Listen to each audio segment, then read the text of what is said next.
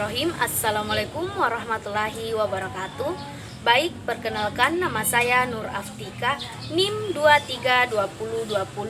23203886208041 dari kelas PAIB. Nah, di sini saya akan menjelaskan materi mengenai kedudukan dan fungsi bahasa Indonesia. Baik, langsung saja. Yang pertama yang akan saya jelaskan yaitu kedudukan bahasa Indonesia sebagai bahasa nasional.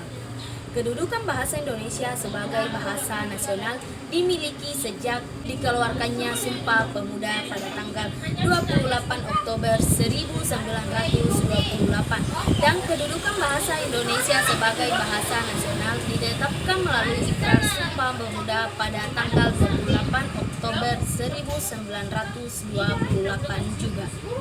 Baik, kita lanjut ke kedudukan bahasa Indonesia sebagai bahasa nasional.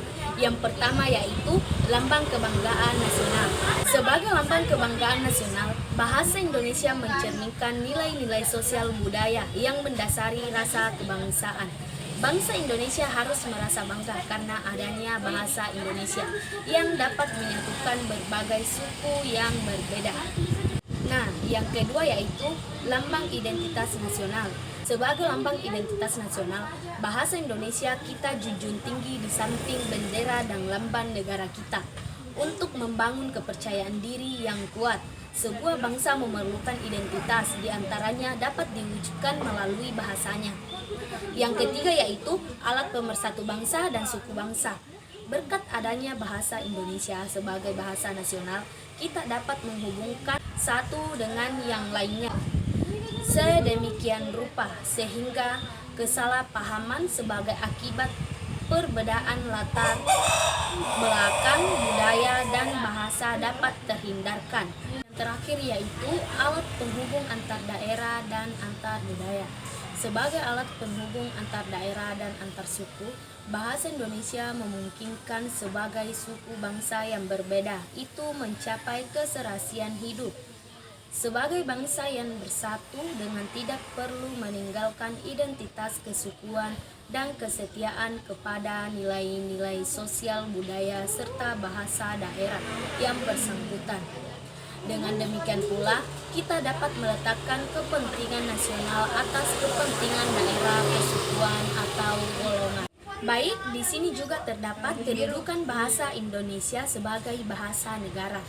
Sementara itu, dalam kedudukannya sebagai bahasa resmi negara, bahasa Indonesia berfungsi sebagai bahasa resmi kenegaraan, bahasa pengantar pendidikan, bahasa komunikasi tingkat nasional, bahasa media massa, serta bahasa pengembangan dan pemanfaatan ilmu pengetahuan dan teknologi. Bahasa Indonesia dikukuhkan sebagai bahasa negara pada tanggal 18 Agustus 1945 dalam Undang-Undang Dasar 1945 Bab 15 Pasal 36 sebagai bahasa negara yang berfungsi. Yang pertama yaitu bahasa resmi kenegaraan, kedua bahasa pengantar dalam dunia pendidikan, yang ketiga alat penghubung di tingkat nasional untuk kepentingan pembangunan dan pemerintahan, yang terakhir sebagai alat pengembangan kebudayaan, ilmu pengetahuan, dan teknologi. Lanjut, yang terakhir yaitu fungsi bahasa Indonesia secara umum dan secara khusus. Nah, secara umum, yang pertama yaitu sebagai alat untuk menyatakan ekspresi diri, yang kedua alat komunikasi, yang ketiga alat mengadakan integrasi dan adaptasi sosial, dan yang terakhir yaitu alat mengadakan kontrol sosial.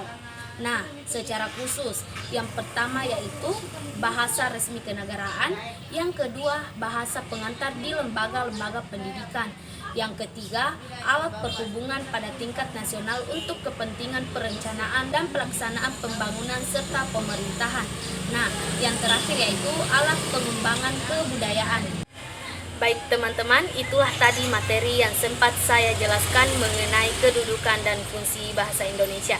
Saya akhiri dengan mengucapkan Alhamdulillahirobbilalamin. Wassalamualaikum warahmatullahi wabarakatuh. See you next time teman-teman.